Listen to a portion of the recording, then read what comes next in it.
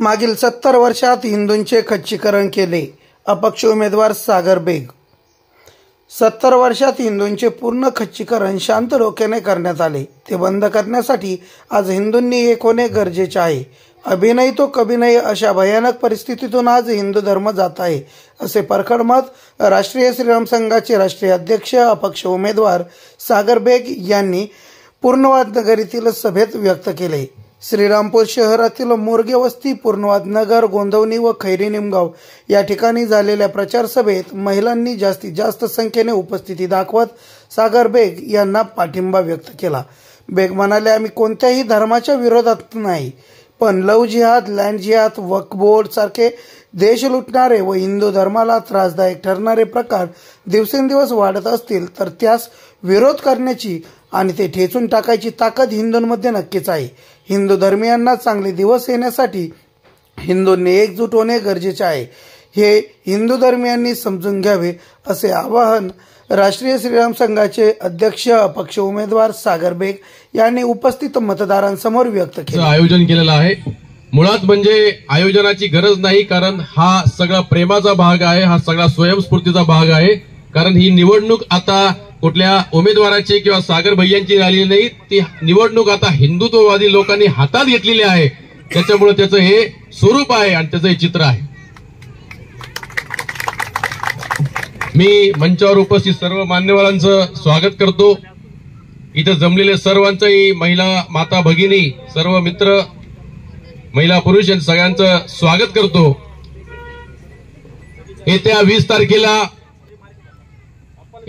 तारखेला आपल्याला मतदानाचा अधिकार बजवायचा आहे. येत्या 20 तारखेला आपल्याला मोठ्या संख्येने उत्स्फूर्तपणे मतदानासाठी बाहेर पडायचं आहे. आणि बाहेर पडून करायचं काय आहे, तर आपल्याला आपल्या श्रीरामपूरचा हक्काचा एक भगवा आमदार मुंबईला पाठवायचा. एक काम कमी करा माता भगिनींनो. आमचे भाऊ लय बोलले तर एखादं लाटणं फेकून आणा, टेन्शन घेऊ नका. एखादं काम कमी करा, पण मतदाराला जायला विसरू नका. आणि तुम्ही नुसतं जाऊन नाही, बाकीच्यांनाही घेऊन जाण्यासाठी विसरू नका. 20 तारखेला ज्यावेळेस आपल्याला मतदान करायचं आहे त्यावेळेस अनुक्रमणिका 15 लक्षात ठेवा. अनुक्रमणिका 15 खालून दुसरा नंबर, अनुक्रमणिका 15 याच्या समोर बेग सागर अशोक या नावासमोर आपल्याला भालाफेक चिन्ह आहे, त्याच्या समोरील बटन दाबून आपल्याला आपलं काम, आपलं कार्य, धर्म कार्य पूर्ण करायचं आहे. अनेक ठिकाणी सभा चालू आहे. आता मोरगे वस्तीची सभा संपून इथं आले. ही सभा उरकून अजून ठिकाणी जायचंय मला. इथं जमलेले सर्व जे नागरिक आहेत ते जागरूक आहेत. इथं सर्व ज्येष्ठ श्रेष्ठ माणसंही बसलेले आहेत. त्यांनी सगळ्यांनी अनुभव घेतलेले आहेत. मला असं म्हणायचंय की याच्या आधी ज्यांच्या सभा झाल्या, काँग्रेसवाले असतील, राष्ट्रवादीवाले असतील, अमुक असतील, तमुक असतील, खरंच एवढी गर्दी होती का? होती का? त्यांच्याच गाडीत 5-25 जण राहतात, तेच उतरतात, तेच बसतात, तेच जातात आणि इथले 5-25 जण राहतात. पण आज मी स्वतः साक्षी आहे, आपण सर्व साक्षी आहे. आज श्रीरामपूर शहरामध्ये, तालुक्यामध्ये, पंचक्रोशीमध्ये सभांचा पाऊस पडलाय सागर भैयांसाठी. अक्षरशः सभांचा पाऊस पडलाय. आणि कोणतीही सभा ते स्वयंस्फूर्तीने करताय, स्वयं खर्चाने करताय. मध्ये खुर्ची असेल, स्टेज असेल, हार असेल, फटाकडे असतील, अमुक काय असेल. हे प्रेम, ही ताकद, हे प्रेम, ही ताकदच त्यांना निवडून आणणार आहे, याच्यात काही शंका नाही. आपल्याला त्यांचे विचार, त्यांचं मार्गदर्शन मिळणारच आहे. पण तुम्हाला जाता जाता फक्त 2 मिनिटं एक गोष्ट सांगतो. जो अर्ध्या रात्री पैसे वाटतो त्याच्यासाठी मतदान करू नका. जो अर्ध्या रात्री तुमच्या समस्यांसाठी उभा राहतो त्याच्यासाठी मतदान. जो अर्ध्या रात्री चिकन, मटन, दारू, पैसे वाटतो, घ्यायचं तर घ्या, घ्यायचं तर घ्या. कारण ते बरेच जण एक मंडळ आहे, ते सोडणार नाही, बिंदास. पण 20 तारखेला भगवा आमदार मुंबईला पाठवायचा आहे, हे विसरू नका. एवढंच मी बोलतो. यानंतर मी भाऊ वाघमारे यांना विनंती करतो की आपण आपलं मनोगत इथं मांडायचं आहे. आयोजकांचे, महिला मंडळाचे आणि तरुण मित्रवर्गांचे खऱ्या अर्थाने आभार मानतो. येत्या 20 तारखेला विधानसभेची जी निवडणूक होऊ घातलेली आहे त्याच्यामध्ये आपल्या सर्वांच्या वतीने 16 लोक उभे आहेत. 16 पैकी 15चा आपल्याला घेणार नाही. आपल्या सर्वांच्या वतीने एक उभा आहे वाघ. एकच उमेदवार आपल्याला ध्यानात ठेवायचा. एकच उमेदवार आपल्याला ध्यानात ठेवायचा. आता माझ्या अगोदर समीर भाऊंनी सांगितलं आपल्याला मतदान कसं करायचं, किती प्रमाणात करायचं. पण त्याच्या अगोदर मी तुम्हाला सांगतो मतदान सागर भाऊंना का करायचं. आपले हे जे म्हातारे कोतारे माणसं बसलेत, देशाला स्वातंत्र्य होऊन 77 वर्ष झाले. मी सगळ्या म्हाताऱ्या कोताऱ्यांना नावं ठेवणार नाही. बरेचशा म्हाताऱ्या कोताऱ्यांनी वाटोळच केलं, नको त्यालाच मतदान आतापर्यंत दिलं. आता जे घरी आपले आईबाप बसलेत त्यांना सांगा सागर बेग का पाहिजे. आपल्या आईपर्यंत, आपल्या वडिलांपर्यंत, आपल्या चुलीपर्यंत, आपल्या किचन पर्यंत सागर बेग यांचे विचार पोहोचवा. आपण शहरात राहणारे माणसं आहे. आपली समस्या थोड्याफार प्रमाणात हलकी आहे. जे 84 गाव आहेत, 87 गाव आहेत, खेड्यापाड्यातून रस्ते नाहीत, बस नाहीत. इथून मुलं कॉलेजला येतात, मार्केटला येतात, दवाखान्यात येतात, परत घरी सुरक्षित जातील नाही जातील इतकी भयानक परिस्थिती आहे.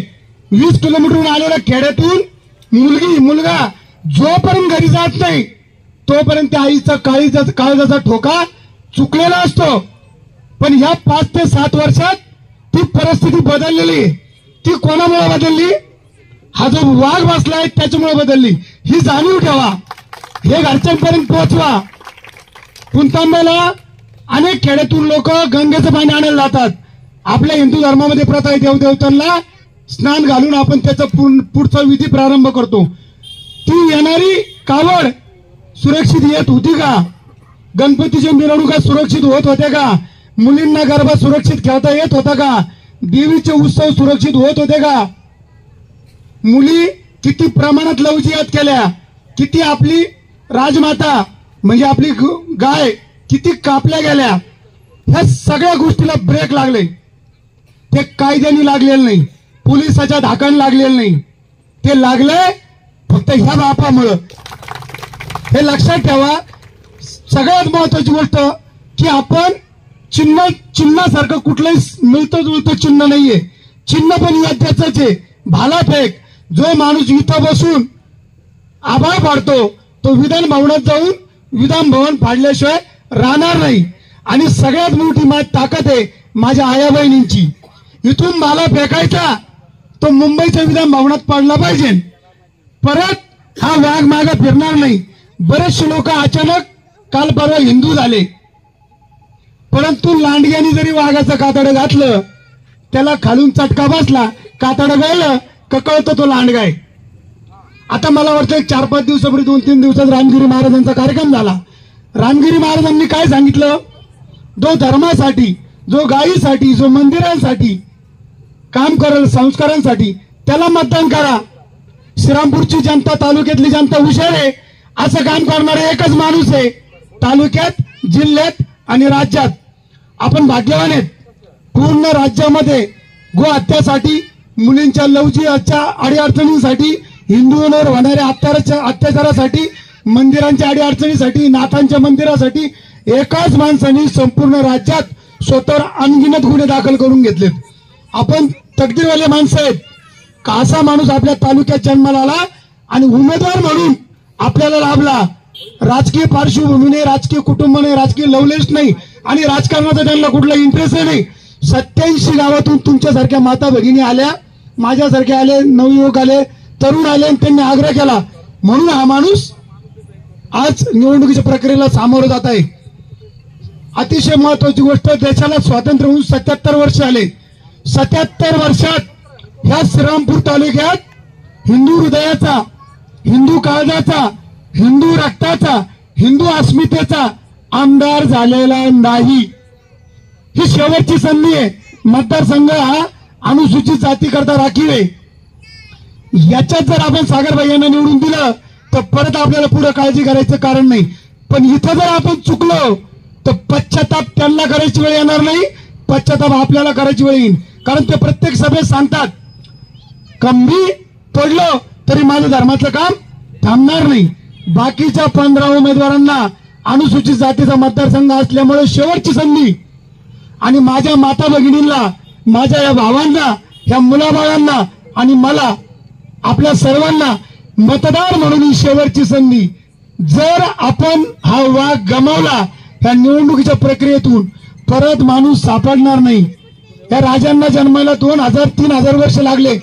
आज प्रत्येक जण म्हणतो राजांनी जन्माला यावं शेजारच्या घरात. छत्रपती श्री शिवाजी महाराज की, धर्मवीर श्री संभाजी महाराज की, भारत माता की, भारत माता की, डॉक्टर बाबासाहेब आंबेडकरांचा जय श्रीराम, जय जय श्रीराम. आज आपण ज्यांनी हे आयोजन केलं ते सर्व माझा मित्र परिवार आणि इथं जे माझ्या माई माऊली बसलात आणि मोठ्या संख्येने आलात त्याबद्दल आपलं मी मनापासून पहिले तर आभार मानतो आणि माझी भाषणाची सुरुवात करतो. आपण जर आतापर्यंत बघितलं असेल तर कुठल्याही अपक्ष उमेदवारासाठी कुठलेही पैसे न देता एवढा समाज गोळा होताना कधी मी तर माझ्या आयुष्यात बघितला नाही. त्यासाठीच मी अनेक लोकांनी मला पैशाची ऑफर दिली, काही पदाची ऑफर दिली का तुम्ही उभे राहू नका, काहीतरी पैसे घ्या आणि माघार घेऊन टाका. 3-4 वर्षापासून तुम्ही पळताय, तुमचा खूप खर्च झाला असेल, तुम्ही माघार घेऊन टाका. आणि अनेक जवळचे लोक पण म्हणत होते का खरंच अपक्ष म्हणून तुम्हाला समाज स्वीकारेल का. आणि आतापर्यंत तुम्ही जे काम करत होते ते धर्माचं काम होतं, आपल्या मुली वाचवायचं काम होतं, आपल्या मंदिर वाचवायचं काम होतं. पण आता हे काम आहे राजकारण आहे. राजकारणामध्ये तुम्हाला लोक स्वीकारतील का. तर कधी कधी मनात मला पण डाऊट येत होता खरंच असं होईल का. पण जेव्हापासून पहिली सभा सुरू झाली, दुसरी सभा सुरू झाली आणि 3-4 दिवसापूर्वी असं काही आपले सर्वेवाले फिरत होते, ते म्हणले का तुमचं खेड्यापाड्यामध्ये खूप चांगलं वातावरण आहे पण श्रीरामपूरची जनता तुम्हाला स्वीकारत नाहीये, असा मेसेज खूप व्हायरल होत होता. मग त्याची ही पावती आता इथे जमलेली लोक आणि मोठ्या संख्येने माझ्या ज्या आया बहिणी जमलात, हीच आमची शक्ती आहे. कारण मी आतापर्यंत ज्या पण सभा घेतल्या, ज्या पण आपण छत्रपती शिवाजी महाराज जयंती असन, छत्रपती संभाजी महाराज जयंती असन, कुठलीही जयंती असली, कुठलाही कार्यक्रम मोठा असला आणि ज्या ठिकाणी आपल्या माता माऊली जमल्या त्या ठिकाणी आपण प्रत्येक ठिकाणी कुठल्या तरी साधू संतांना आणलंय. कुठलीही जयंती आपण साजरी करत असताना आपला समाज कसा जागृत होईल हे आपण काम करतो. तसंच आता आपण जर नवरात्र बघितलं तर आपल्या आसपास उत्सव मंगल कार्यालय 2021 मध्ये याच आपल्या उत्सव मंगल कार्यालयामध्ये काही आपले या श्रीरामपूरचे राजकारणी जे नावापुरते फक्त हिंदू आहे, त्यांनी इथं दांडियाचं आयोजन केलं. आपल्याला माहित असेल सर्वांना. त्या ठिकाणी आपल्या लहान लहान पोरी, नवरात्र म्हणजे आपला हे 9 दिवस खूप पवित्र असतात. त्या 9 दिवसामध्ये महिषासूर नावाच्या राक्षसाला आपल्या देवीने मारलेलं आहे. त्या 9 दिवसामध्ये आपण आपली संस्कृती विसरून जातो. माग आपली देवीचं मूर्ती असती आणि त्याच्या समोर डीजे लावून आपण अश्लील गाणे वाजवतो आणि हे सर्व वाजत असतं. काही ठिकाणी गर्दी जमवण्यासाठी त्या ठिकाणी त्या मूर्तीच्या शेजारी बाहेरून नाचणाऱ्या बाया आणतात आणि त्या मूर्ती समोर नाचले जातात. फक्त याच्यावर कोणी बोलत का नाही का कुठले तरी आयोजक राजकारणी म्हणून. आपण अनेक ठिकाणी या सर्व गोष्टीचा विरोध केला. ज्या 9 दिवसामध्ये आपल्या देवीने राक्षसाला मारलं त्या देवी समोर आपल्या मुली गुडघ्याच्या वर कपडे घालून दांडिया खेळायला जातात. ह्या सर्व गोष्टीचा आपण विरोध केला. ठीक आहे, आपल्या पोरींना अधिकार आहे कपडे घालायचा, पण कधी कुठले कपडे घातले पाहिजे हा काम तिच्या आईचं आहे तिला सांगायचा. ही जागृती आपलं करायचं काम आहे. आणि जे कपडे घालून आपल्या मुली तिथं नाचायला जात होते, काहीतरी 2,000-5,000 असं काहीतरी बक्षीस होतं. तर तिथं प्रवेश सर्व जातींना होता. सण हिंदूंचा, पण सर्व जातीच्या लोकांना तिथं प्रवेश होता. तिथून जाताना आम्ही बघितलं तर बाहेर पहिले एंट्री मध्ये बाउन्सर त्याला म्हणतो आपण, काळे कपडे घालून उभे राहतात, सर्वचे सर्व मुसलमान. आणि त्या गेटवर आपण जेव्हा आपल्या मुलीमध्ये जायचे तर त्याचा हात त्या मुसलमानाच्या हातात द्यायचा आणि त्याच्यावर शिक्का मारावा लागायचा. म्हणजे आपल्या पोरी परक्या माणसाच्या हातात हात द्यायचा आणि तिने शिक्का मारायचा, मगच त्याला एंट्री होती. हे सगळं समाजाला दिसत होतं, पण याच्यावर बोलायचं नाही. का? मुसलमान नाराज होतील. पण ते आमच्या काही समीर भाऊ माळवे यांनी पाहिलं. त्यांनी आमच्या सर्वांना सांगितलं की इथं असे प्रकार चालू आहे. दुसऱ्या दिवशी पोलीस स्टेशनला जाऊन आम्ही निवेदन दिलं का हा जो प्रकार आहे सण जर अगर आमच्या हिंदूंचा असेल तर प्रवेश पण तिथं हिंदूंना पाहिजे. मग तिथं आम्ही गेलो, तिथं थांबलो, पोलिसांना निवेदन दिलं. पोलिसांनी आम्हाला एकदम हलक्यात घेतलं. का आता आले, दिलं निवेदन, झालं, संपलं. समोरची पार्टी राजकारणी काही बोलणार नाही. मध्ये गेल्यानंतर दृश्य इतके भयानक होते. आपल्या मुली दांडिया खेळत असताना प्रत्येक माणूस समोरचा टोपी, गोल टोपी घालून दांडिया खेळतोय आणि एक राऊंड फिरत राहतो. आपला मुली खेळतात, नंतर राऊंड फिरून त्या मुलांकडे तो राऊंड जातो दांडिया खेळताना. त्याच्यातून आपल्या मुलींची ओळखा त्या मुसलमान पोरांशी होतात. काही लोक आपलं नाव बदलून, आपली आयडेंटिटी बदलून त्यामध्ये येतात. काही हातात भगवा दोरा दिसला म्हणजे आपल्या मुलीला वाटतं हिंदू आहे. कोणी कोणी कानात बाळी घालतात, गळ्यात एखादी रुद्राक्षाची माळा घालतात आणि तिथून त्या पोरीची ओळख होते आणि तिथे आपल्या लहान लहान पोरी लव जिहाद मध्ये अडकतात. आम्ही प्रशासनाला सांगितलं हे असं चालणार नाही, पण आमच्या निवेदनची त्यांनी काय दखल घेतली नाही. मग त्याच्यानंतर आमची एक स्टाईल आहे, मग त्या स्टाईलमध्ये आम्ही गेलो आणि प्रत्येकाला चोपत बाहेर काढलं तिथे. आणि त्या 2021 पासून तर आतापर्यंत ते कार्य चालू आहे. आम्ही काय म्हणतो, जिथं आमच्या हिंदू पोरींना असतील तिथं प्रवेश सुद्धा आमच्या हिंदू पोरींनाच पाहिजे. कुठलाही मुसलमान तिथे येता कामा नाही. तुम्ही बुरखे घालून जेव्हा कुठं नाचत असाल, आमच्या कुठं हिंदू तिथं एंट्री तुम्ही करून देता का? करून देत नाही. हे राजकीय लोकांना आपली त्यांना जागा दाखवायची आहे. जर तुला लई वाटलं आमच्या पोरी नाचवायची असेल तर तुझ्या घरातल्या पोरी ने आणि ते वार्ड नंबर 2 मध्ये नाचव, पण आमच्या हिंदू पोरींचं नुकसान करू नको. कारण रोज या घटनेतून आम्ही जातोय, रोज लहान लहान पोरीला टार्गेट केलं जातंय. खूप आपल्या इथं कॉलेज असे आहे का ज्या ठिकाणी आपल्या मुलींना, ज्या धार्मिक मुली आहे, कुठल्याही आमिषाला, कुठल्याही लव जिहाद मध्ये अडकत नाही अशा मुलींना कसं ट्रॅप करताय माहितीये? त्या कॉलेजमधून बाहेरून मुली आणून त्या कॉलेजमध्ये ऍडमिशन घ्यायला लावलंय. त्या पोरी गोड गोड बोलून आपल्या मुलींची मैत्रीण करतात आणि 8-8, 10-10 दिवस त्या मुलींना इतका विश्वास संपादन करतात, तिला रोज सोबत घेऊन फिरतात. आणि अचानकपणे कुठल्या तरी कॅन्टीन मध्ये तिला घेऊन बसणार आणि एखादा मुसलमान जस काय हा सगळा सहयोग जुडून आलाय, एखादा मुसलमान तिथे येणार, ती लगेच म्हणणार हा माझा भाऊ अचानक आला इथं. मग हा सहयोग कायम होत राहतो. तो येत राहतो, ही तिची ओळख करून देतात आणि तिथून आपल्या पोरीचा ट्रॅप चालू होऊन जातो.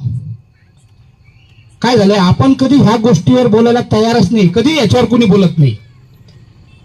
पहिले त्या घरातल्या आईचं काम आहे. तू जेव्हा हे सर्व गोष्टी करशील तर आम्ही समाजामध्ये मान उचलून राहू शकत नाही. तू एखाद्या मुसलमान सोबत पळून गेली तर ह्या मुलींनी आपल्या पहिले सावध राहिलं पाहिजे. कारण अनेक घटना असे पाहतोय आम्ही. कोपरगावची मागे एक घटना पाहिली, आता 4 महिने झाले असेल, त्याला जास्त दिवस नाही झाले.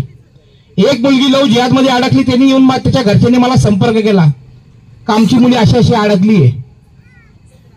मी कोपरगावचे आपले मुलं पाठवले, त्या पोरीला समजवलं, त्या समोरच्या पोराला मारलं. पोरीला राग आला जास्त, कसं काय मारलं त्या पोराला? पोरगी घरातून पळून गेली आणि आई बापावर, त्या बापावर आणि भावावर बलात्कारची केस टाकत होती. विचार करू शकतो आपण कधी असं? ह्या अशा घटना घडताय. बापावरचा गुन्हा दाखल केला, त्या प्रशासनाच्या माणसाला आम्ही जाऊन भेटलो. बाप असा करू शकतो का आपल्या पोरीसोबत? प्रशासन म्हणतात 100% करू शकत नाही, पण पोरगी म्हणतीये आम्हाला गुन्हा दाखल करणं भाग आहे. आई बापाला असं वाटलं का हिला जन्म देऊन आम्ही काय पाप केला असेल, आम्ही आत्महत्या करायला पाहिजे. अशा घटनेमधून ते, आणि एखाद्या पेपरला जर अशी बातमी आली तर त्या आई बापाने जगायचं कसं? मी तर पहिले आपल्या जे बसलेल्या मुली आहेत त्यांना एक प्रश्न विचारन. आपला बाप जो बाहेर जातो ना कधी कामाला आणि संध्याकाळी परत येतो, तर त्याच्या अंगामध्ये किती थकवा आहे हा तुम्हाला कधी दाखवत नाही. त्याच्या अंगामध्ये दिवसभर त्यांनी काय काम केलं, कसं काम केलं असेल, हा बाप तुम्हाला कधी दाखवत नाही. त्याची बनियान जर आपण बघितली ना तर 4-5 खड्डे त्याच्या बनियानमध्ये राहतात. तर त्या मुलीला तो कळून देत नाही की मी कुठल्या परिस्थितीतून जगतोय आणि मी कसं जगतोय, आणि तुझ्या कॉलेज असेल शाळा असेल, मी कुठल्या परिस्थितीतून शाळा कॉलेज करतोय. आणि 2 दिवस 1 दिवस 8-10 दिवसाचा प्रेम पाहून आपल्या मुली त्या आई बापाची मेहनत सर्व लहान ती मोठी केलेलं त्याला काही दिवसाच्या प्रेमासाठी त्याला विसरून जातात. ही वाईट गोष्ट आहे. कारण आपल्या लोकांना धर्माचा अभ्यासच राहिला नाही आणि धर्मावर बोलायला कोणी तयार नाही. आपल्या श्रीरामपूरमध्ये एक अशी घटना आहे, काही लोकांना माहित असेल, काहींना माहित नसेल. 2021 मध्ये आपल्या वार्ड नंबर 2च्या इथे एक पोरगी मागासवर्गीय समाजाची होती. वय वर्ष होतं तिचं फक्त 13 वर्ष. एकाच टायमाला तिच्यावर 5-5 लोक बलात्कार करायचे. 13 वर्ष म्हणता कशाला? 5-5 लोक तिच्यावर बलात्कार करायचे. 2-2, 3-3 दिवस बेशुद्ध राहायची पोरगी. आणि त्या अवस्थेमध्ये पण ती पोलीस स्टेशनला आलेली आणि तक्रार करा, माझी तक्रार घ्या म्हणून सांगताय.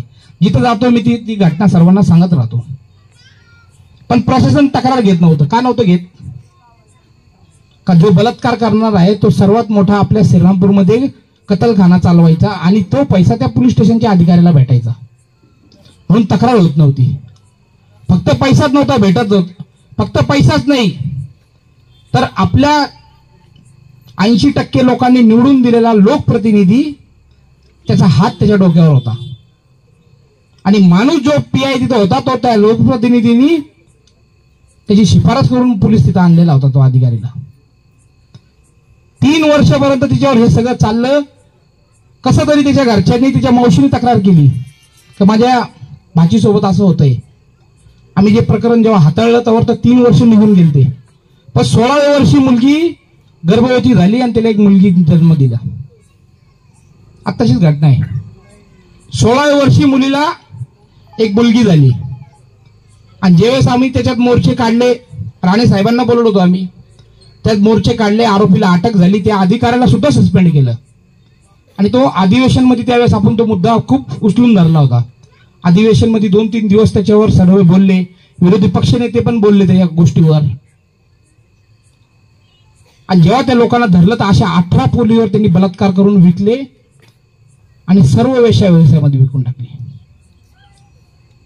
तिथली परिस्थिती अशी आहे जिथे आपल्या हिंदूंची संख्या कमी आणि मुसलमानांची संख्या जास्त आहे. अशा रोज घटना घडतात. पण त्याच्यावर कुणीही बोलत नाही, कारण मुसलमान मतदान भेटणार नाही. त्यासाठी आम्हाला आज वेळ आलेली आहे अपक्ष उमेदवारी अर्ज भरायची. हिंदूंचे मंदिर सर्रासपणे तोडले जातात. जसं आपण इथं बघितलं असेल, माझं वय कमी होतं, मी पाहत होतो आपल्या रस्त्यामध्ये एक म्हसोबाचं मंदिर होतं इथं.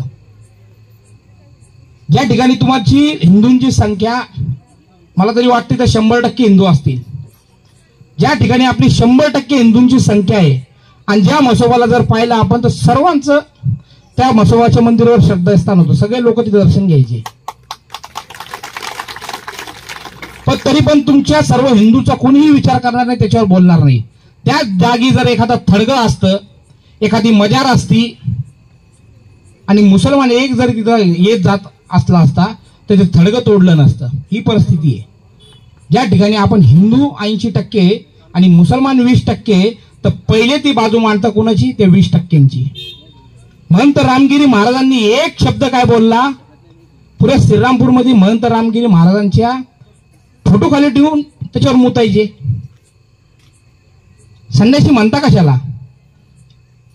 हे सगळे नेते बघत होते पण त्याच्यावर कोणी बोलत नव्हतं.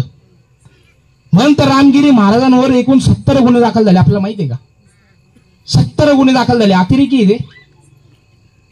पण त्याच्यावर एकाही आपल्या लोकप्रतिनिधींनी एक शब्द सुद्धा काढून बोलले नाही का महंत रामगिरी महाराजांवर एवढे गुन्हे दाखल नका करू, आम्ही ह्या गुन्ह्यांचा निषेध करतो. का नाही बोलले?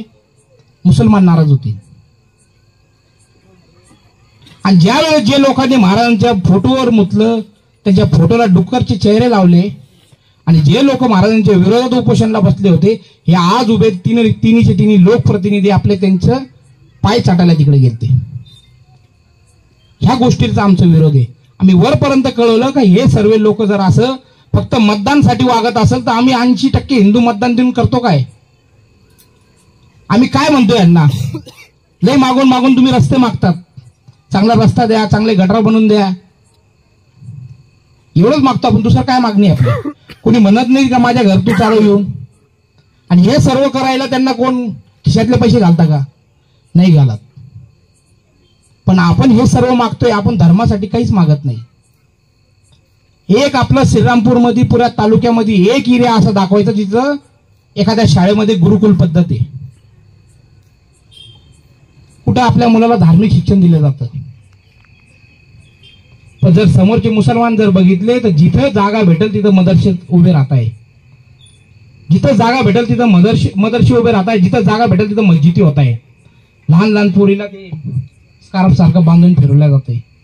लहान लहान ज्याला कळत नाही त्याला टोपी घातली जाते. धार्मिक शिक्षण इतकं कट्टरवाद पांगवलं जाते. आणि आपण जर धर्माला बोललो तर आपण जातीवादी झालो. पण हे लहानपणापासून एखाद्या लहान पोराच्या डोक्यामध्ये विष पांगण्याचं काम करतं तर त्याचा धर्माचा अभ्यास झाला.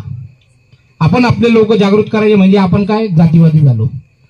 जर कोणी आपल्याला धर्म जागृतीसाठी जातीवादी म्हणत असेल तर 100 वेळा आम्ही जातीवादी आणि जातीवादीच राहू.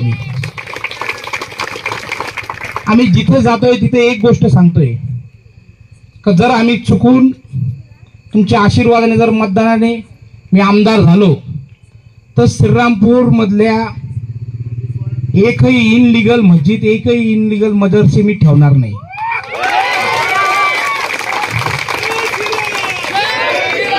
आणि जिथं जातोय तिथं त्यांना सांगतोय चुकूनही मला मतदान करू नका, आयुष्यभर पस्तावा होईल तुम्हाला मतदान केल्याचा.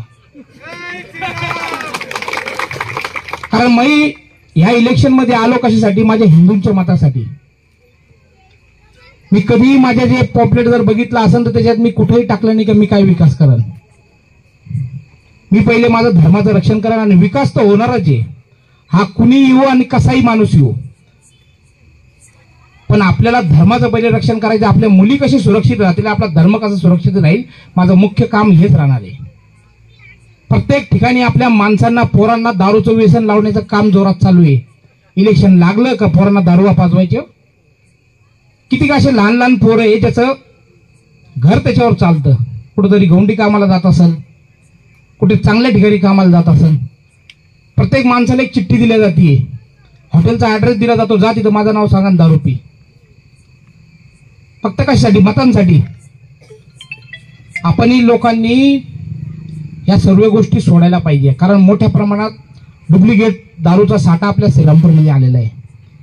मोठ्या प्रमाणात लोक डुप्लिकेट दारू आपल्या लोकांना पाजताय आणि सर्व नेत्यांना माहिती आहे ही दारू डुप्लिकेट आहे. कारण जी दारूची बॉटलची किंमत 200-250 रुपये असेल ती या लोकांना 40-50 रुपये मध्ये भेटतीये. मोठ्या प्रमाणात आपल्या लोकांना व्यसनहीन करताय, पण ह्याच्यावर कुणीच बोलत नाही.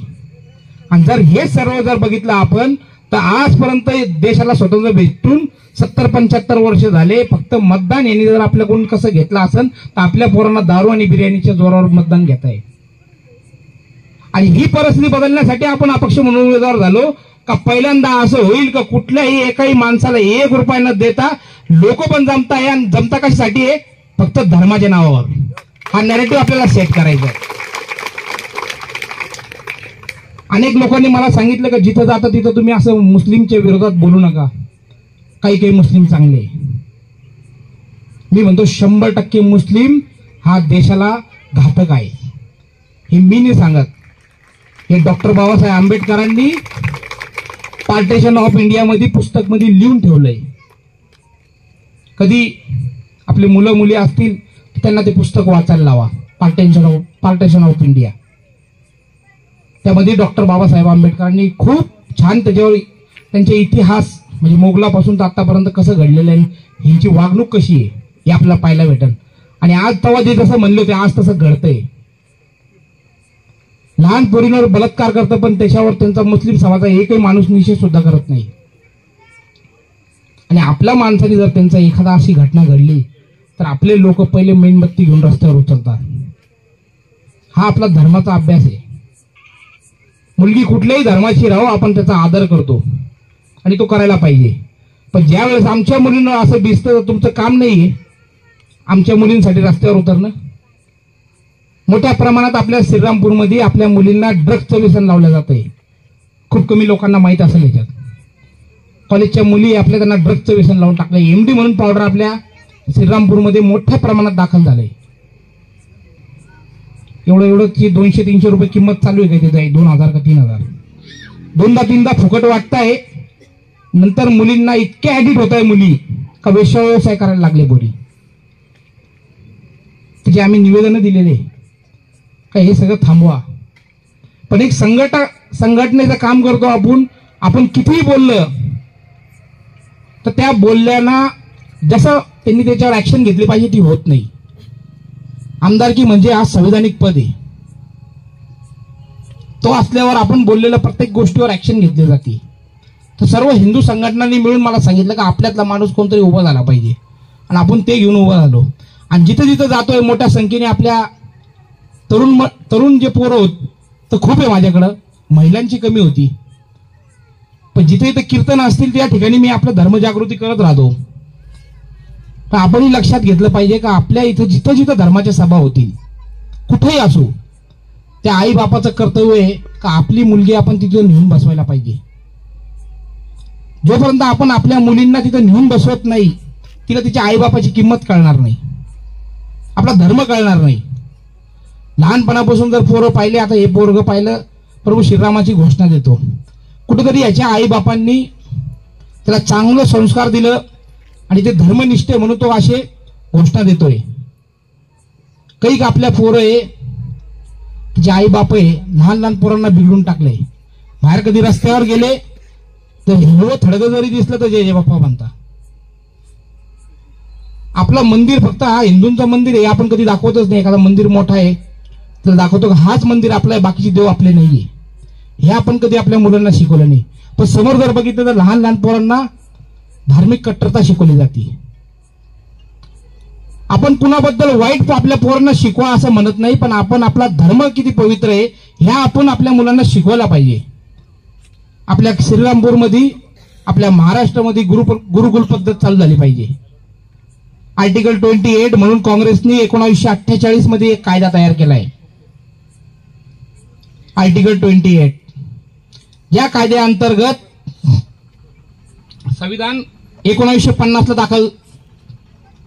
1950 मध्ये तयार केला आणि कायदा 1948 मध्ये तयार केलेला आहे. आर्टिकल 28 मध्ये असं आहे का कुठल्याही धर्माचा आहे इतर हिंदू सोडून जर त्यांनी एखादी शाळा खोलली, एखादी शाळा खोलली, कॉलेज खोललं तर तो त्या कॉलेजमध्ये शाळेमध्ये त्यांच्या धर्माचा अभ्यास त्याला देऊ शकतो. म्हणजे ख्रिश्चन असन, मुसलमान असन, इतर बाकीचे सर्व ते त्याच्या धर्माचा अभ्यास त्यांना त्या शाळे कॉलेजमधून देऊ शकतात. पण आर्टिकल 28च्या अंतर्गत हिंदूंनी जर शाळा कॉलेज खोलली तर तो त्याचा धार्मिक शिक्षण त्याला देऊ शकत नाही. असा कायदा आपल्या भारतात लागू आहे. असे कायदे रद्द झाले पाहिजे का नाही झाले पाहिजे? तसाच कायदा 1954 मध्ये आपल्याच भारतामध्ये खोलला गेला आहे वक्फ बोर्डचा. त्याच्या अंतर्गत जर आता एखादं हे घर आपल्या समोर आहे, या घरावर जर वक्फ बोर्डने सांगितलं का ही घरची प्रॉपर्टी माझी आहे, हा घर वक्फ बोर्डच्या एखाद्या माणसाने जर ताबा केला आणि दाखवलं का हा घर माझं आहे आणि तो दावा जर आपल्याला दाखल करायचा राहिला तर तो दावा दाखल करण्यासाठी आपल्याला छत्रपती संभाजीनगर मधल्या कोर्टामध्ये वक्फ बोर्डमध्ये जावं लागतं. आणि वक्फ बोर्डमध्ये गेल्यानंतर हा घर तुमचाच आहे हा पुरावा तुम्हाला द्यायचा आहे. ज्या मुसलमानांनी याच्यावर ताबा केला त्याला कुठलाही पुरावा द्यायची गरज पडत नाही. आणि ही केस जेव्हा चालू होती तर तिथं बसणारा माणूस जज मुसलमान, वकील मुसलमान, क्लार्क मुसलमान, पूर्ण सिस्टम बसलेला मुसलमान आहे. आणि त्याच्यात आपला एखादा हिंदू वकील लागायचा, आपण पाठवायचा. आणि त्या माणसाने जर निकाल तुमच्या विरोधात दिला का हा घर तुझं नाही, तुझे जेवढे कागदपत्र आहे आम्ही तपासले पण हे चुकीचे आहे, तर तो निकाल तुमच्या विरोधात गेल्यानंतर तुम्हाला सुप्रीम कोर्टामध्ये सुद्धा जायचा अधिकार नाहीये. असा हा कायदा आपल्या भारतामध्ये आहे. पाकिस्तानचं क्षेत्रफळ एकूण 10 लाख एकर जमीन आहे. तिथं पुरी पाकिस्तानची जेवढा पाकिस्तानचं क्षेत्रफळ आहे एकूण 10 लाख एकर जमीन त्या पाकिस्तानच्या मुसलमानांच्या ताब्यात आहे. आणि आपल्या भारतामध्ये वक्फ बोर्डच्या ताब्यात किती जमीन आहे आपल्याला माहिती आहे का? 9 लाख एकर, 9.5 लाख एकर जमीन आपल्या भारतामध्ये मुसलमानांच्या ताब्यात आहे. जेवढं पाकिस्तानचं तिथं क्षेत्रफळ इथं तेवढी जमीन त्यांच्या ताब्यात आहे. ही जमीन कोणती? ही रेकॉर्डवर आहे. आणि ज्याचे केसेस त्यांच्या वक्फ बोर्डमध्ये चालू आहे अशी जमीन 17 लाख एकर जमीन आहे. ह्याच्यासाठी कुणी बोलत नाही. आपण श्रीरामपूरमधून पहिले असं आहे का त्याच्या विरोधात आपण सोलापूरमध्ये मोर्चा केला, सोनईमध्ये केला, श्रीरामपूरमध्ये केला आणि मोठ्या संख्येने हिंदूंना घेऊन आपण मोर्चा केला का हा कायदा रद्द करा. फक्त याच्यावर कुणी काय बोलत नाही. का बरं बोलत नाही? मुसलमान नाराज होईल. ही सर्व परिस्थिती बदलायला पाहिजे. आपणही सर्वांनी आता खूप उशीर झाला, आपण थांबलात, मला पण सभा आहे, पण आपण मतदान मागायला आलेल्या प्रत्येक माणसाला विचारायला पाहिजे की एवढ्या पोरी आमच्या गायब झाल्या, काही भेटल्या काही भेटले नाही. तू निवडून आल्यानंतर ह्याच्यासाठी तू काय कायदा तयार करण्यासाठी ओपन बोलशील का? ज्या रोजच्या रोज आमच्या गौमातेची हत्या होत आहे ते थांबवण्यासाठी तू प्रयत्न करशील का? जे आपल्या श्रीरामपूरमध्ये मोठ्या प्रमाणात मुसलमान ड्रग्ज विकतायत, गुटखे विकतायत, ते थांबवण्यासाठी तू प्रयत्न करशील का? आणि ह्या सर्व गोष्टीला कोणी तयार होत असेल तर आपण त्याला मोठ्या मताने निवडून द्यायला पाहिजे. आपली सर्वांना अशी विनंती करतो आणि आपण मोठ्या संख्येने इथं जमलात त्याबद्दल सर्वांचा आभार मानतो. जय श्रीराम.